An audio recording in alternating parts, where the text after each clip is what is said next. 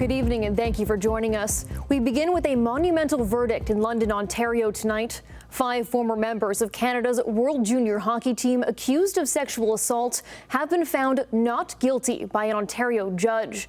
Jason Gaidola joins us live at the London courthouse this evening with the latest. Good evening, Jason. Good evening, Emily. Over the last couple of years, this has been a roller coaster case that has attracted national attention. And today, Superior Court Justice Maria Carroccia read out her verdict and deemed that the complainant, known as EM in this trial, provided too many inconsistencies in her testimonies and lacked credibility to justify the charges. As for Michael McLeod, Alex Formenton, Dillion Dube, Carter Hart and Callan Foote, there were sighs of relief heard from their supporters in the court today.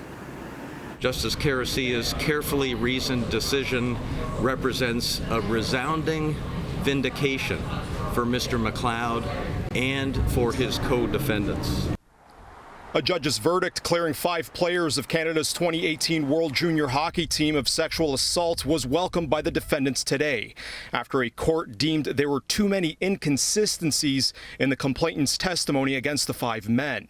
After pleading not guilty, Michael McLeod, Alex Formenton, Carter Hart, Dillion Dube, and Callan Foote walked out of the London courthouse today and did not take any questions. They are now free of sexual assault charges following an encounter inside a London hotel room the same night the players were honored for a gold medal. Justice Carroccia rejected EM's claims of fear and her claims of non-consent.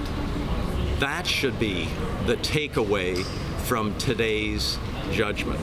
Earlier this morning, Superior Court Justice Maria Carroccia said prosecutors could not meet the onus of proof for the charges laid by the complainant, referred to as EM in the trial, adding, "I did not find the evidence of EM credible nor reliable."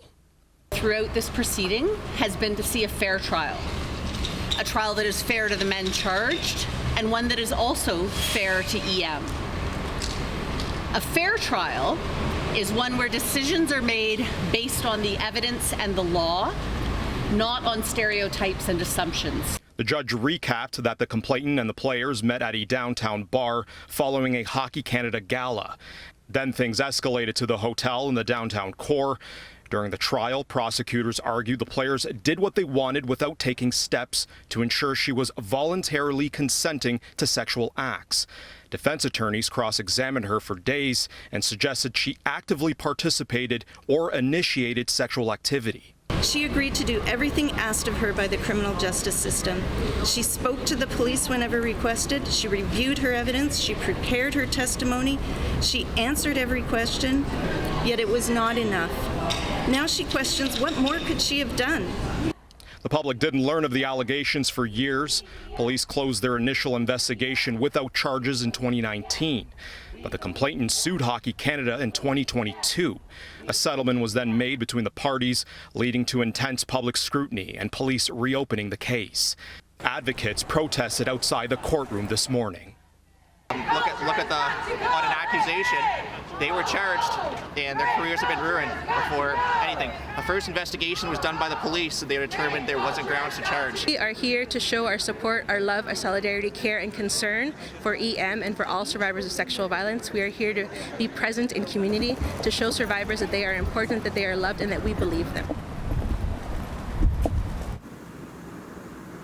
Right after today's verdict, neither counsel teams took questions from the media right out here in front of the courthouse. They just read out statements. Meanwhile, the Crown Attorney says they will take time to review Justice Carroccia's decision while it remains in the time frame to file an appeal.